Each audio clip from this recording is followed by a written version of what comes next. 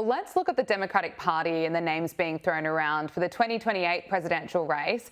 And a new survey shows that California Governor Gavin Newsom has suffered a setback in early polling. According to Nobel Predictive Insights poll, Kamala Harris is actually the one leading the 2028 Democratic field with support from 33% of Democrats and 27% of independents.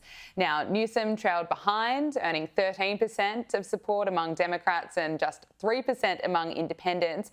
And AOC ranked third with 8% of support among both Democrats and independents, followed closely by former Transportation Secretary Pete Buttigieg at 7%. But a name that's also being thrown around is JB Pritzker, and here he is saying that Democrats are not for open borders, but then calls for illegals to stay in the country permanently. But it starts with that anybody who's progressive is for open borders. Well, some people are. Well, I'll tell you that Democrats are not for open border. I mean, we had a real problem, and we needed to do something about the border. But now we need to do something about the people who work for you and work for other people who are here and law-abiding, doing the right thing, and they want to be good Americans. They want a path towards staying in this country, whether we call it citizenship or just legal residency. We need to give them that path, and we're not doing it today. Emily, can you help me make sense of that? The Democrats are not for open borders, but then, of course, we heard from JP Pritzker essentially demanding that illegals be allowed to permanently stay in the country. It's really rich, literally, from a billionaire in this case, to say that all of these people who come in and compete for a low-wage job should ultimately get the path to citizenship, and then also say that's not, quote, open borders. I want to know which parts of immigration law J.B. Pritzker actually believes should be enforced. Does it look like Chicago under Brandon Johnson? Does it look like America under Joe Biden? Because what we saw was essentially open borders. It was not literally technically open borders, but it was so lawless that it had the effect of essentially creating an open border system. And I want to know what part of the Biden administration J.B. Pritzker disagreed with, because we haven't heard much about that from Democrats who say they don't support open borders. Alex, can I get your thoughts on the Democrats and the names being thrown around for 2028? We've got Gavin Newsom, Kamala Harris, she's back, AOC, and then Pritzker, who's making that argument about borders. When I see that result that has Kamala Harris at the top, I'm reminded of phantom limb syndrome, when somebody gets an amputated limb and they think it's still there. That's what Kamala Harris's numbers are. She's just the last person. She's the last person they remember. She is a reflection of the real lack of options in the Democratic field, because she's I think she's the worst speaker in American politics today. She's on a book tour right now, and she's reminding everybody why she's not president. I think Gavin Newsom, the fact that his numbers are not higher means that what he is selling, people aren't buying. They're not excited about him. I think young people in particular are not excited about him. And to me, this is just a reflection of the Democrats being really disappointed, angry, and annoyed by their field. They want other options, but I don't think this party is going to be able to give it to them.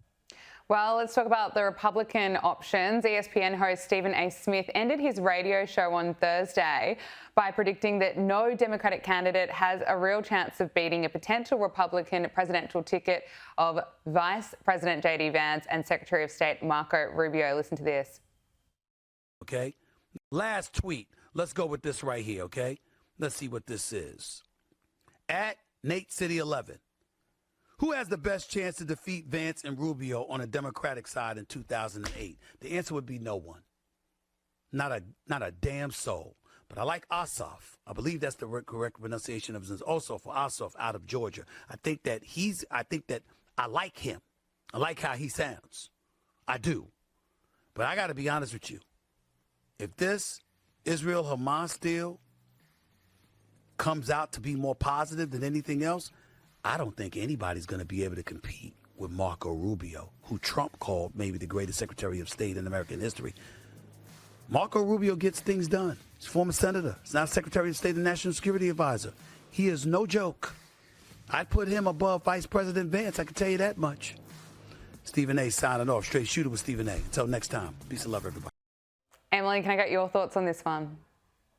I mean, Marco Rubio is political talent and has been for a very long time. I believed that even when Marco Rubio was sort of on the outs with Trump, but now that he's back in Trump's good graces, that certainly will endear him to the MAGA base. And on top of that, he is fantastic at speaking. I mean, I think that's something that comes up every time he's giving a major address. People look at Marco Rubio and they say, wow, this guy is really good at it. And it's true, he is really good at it. So I do think of the two, Vance and Rubio has the edge in a way people might not quite realize. Since Vance is the sitting vice president, you would think he would be next in line, but that's probably why Trump himself is keeping his powder dry and letting them duke it out. Alex, what are your thoughts? I think that Vance is clearly the front runner. I think that he's the heir apparent. He'll have a fundraising advantage over everybody else that puts them to shame. If Rubio wants to compete for it, he's probably going to have to leave the administration fairly early. I don't think he wants to do that. I think he's doing a lot of good right now. I think he likes what he's doing. And so, Stephen A. Smith may or may not be right that Rubio would be willing to be a VP on a ticket with Vance at the top. But at this point, I think there are a lot of institutional advantages that Vance has. And to his broader point, the Democrats just don't have anybody that's going to be able to compete. And so today, if you had to peg it, the Republicans just have a big advantage. But today is a long way from Election Day. And so a lot can change before now and then. That's certainly true. And we'll keep covering it until Election Day. Thank you both so much for joining us. Emily Jashinsky, host of After Party with Emily Jashinsky on MK Media, and Alex Torresio, Signal Principal and pollster. Appreciate you both joining the program.